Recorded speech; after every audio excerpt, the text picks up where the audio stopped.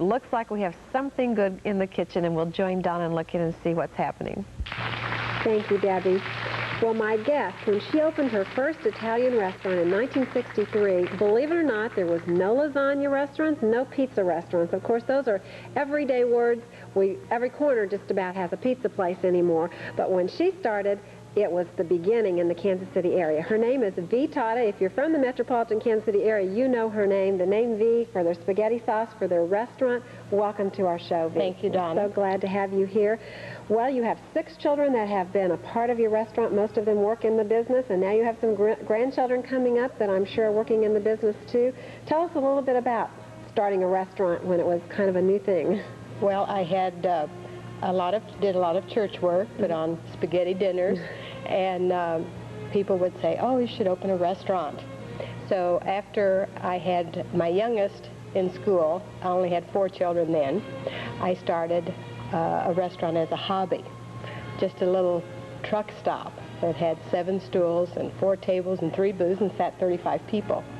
So we started out, and as the good Lord does so many times, 2 months later I got pregnant. And I thought, well, it was a good idea, but maybe not. Well, my 2 oldest children encouraged me and said, "Oh, Mom, don't close it.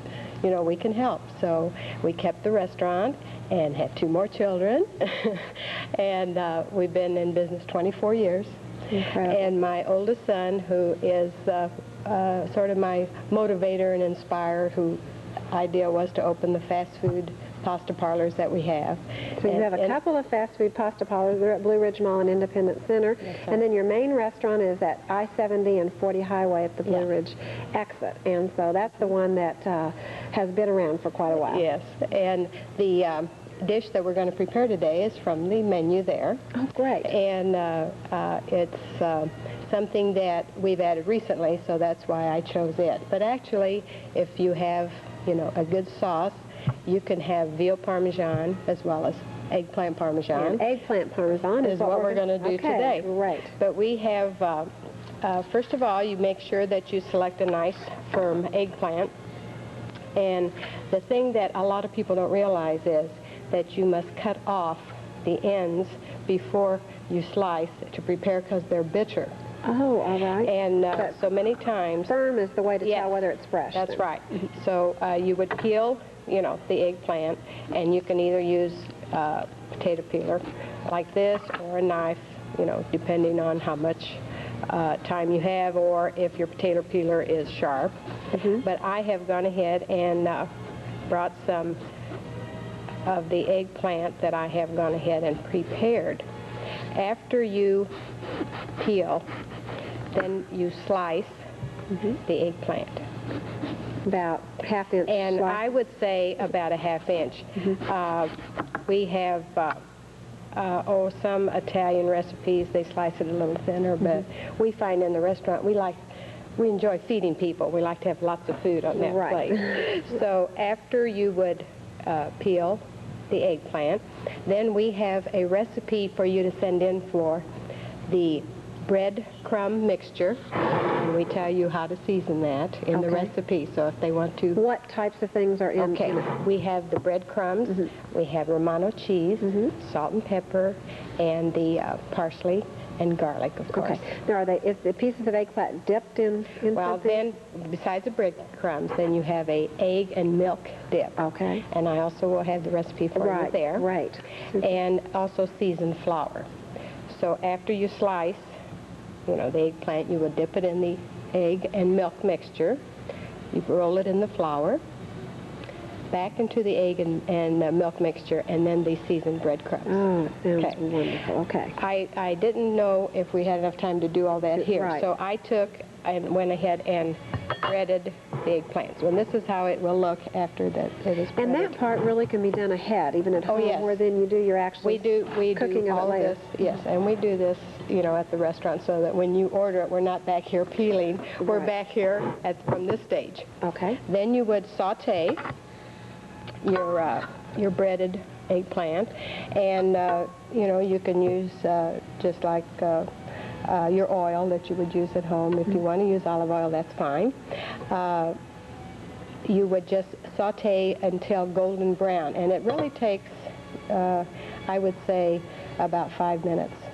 So this takes... Per side, or you 5 minutes per side? Okay. And this actually takes longer than actually when you finish sauteing it, and you can either use a casserole that you would place it in and add the sauce and then bake it, which is what the instructions are that I'm going to send you in the recipe. All right. Or if they have an electric skillet, it works beautifully in here. So when you can just do it all in one pan and finish it from here. You would drain the oil and then place the spaghetti sauce. Now you know, if they want to prepare their own sauce, that's fine. We kind of like to have people go to the supermarket and pick up these sauce. So right. Your sauce is sold at present in 200 supermarkets. As you spread out from the metropolitan Kansas City area, and you're beginning to reach out to some other cities. Some of the people watching that are from another city might be interested in finding out a little bit more about these sauce. I mean, this is what you call homemade, but you can go to the supermarket and buy it. That's right. The nice thing, and people didn't realize this when we first put it on the market, is that it is a frozen product. So you have to go to the frozen food department. It doesn't come in a jar. You can't find it in a jar. Because it's so fresh. It's fresh, frozen, no preservatives, and it really makes a difference in the, you know, how it tastes. Oh, absolutely. So after you place the sauce, now in a casserole, I would, you know, put a little in the bottom of the casserole, add your slices of eggplant, and then we would add the mozzarella cheese. And those are just thinly sliced? Yes, and you can buy them all, the mozzarella already sliced in the supermarket. And then we're going to either place this, if this were a casserole, we would be placing it in the oven. And how long would you bake it? And you would only have to bake it 10 to 15 minutes. Okay, just basically you're heating it all up. Your eggplant is cooked, and I would sprinkle with the Romano cheese. What a savory dish. And eggplant is something that a lot of people don't eat very much of it, but it's so nutritious. And it's good for you. It's a great meat substitute. If you're trying to cut out the fats from meat, it's a wonderful. It's a good nutrition. We serve that with a salad. You know, make a big tossed salad.